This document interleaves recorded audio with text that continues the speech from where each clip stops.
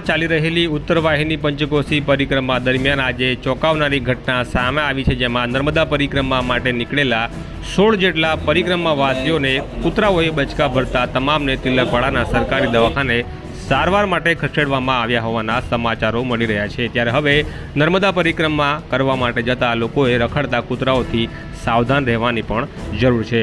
વધુ વિગતે વાત કરીએ તો નર્મદા પંચકોશી પરિક્રમા હાલ ચાલી રહી છે, જ્યારે લાખો લોકો આ પરિક્રમા કરવા માટે આવી રહ્યા છે। ત્યારે એ પૈકીના મોટાભાગના લોકો રાત્રિના સમયે પરિક્રમા કરવાનું પસંદ કરતા હોય છે।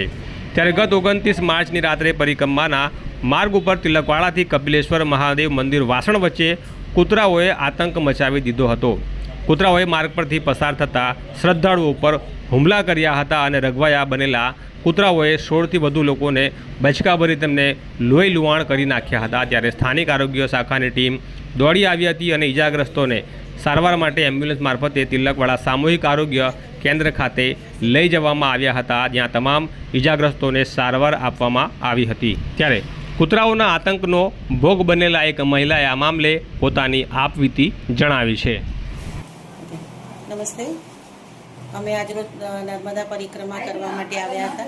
તે દરમિયાન તિલકવાડા ઘાટથી ઉપર ચડતી વખતે બધા શ્રદ્ધાળુઓ જતા હતા, ત્યારે એક ખડકાયું કૂતરું આવ્યું અને 8થી 10 લોકોને બાઇટ કરી ગયેલું છે અને તેની સારવાર માટે અત્યારે તિલકવાડા હેલ્થ સેન્ટર પર લાવેલા છે।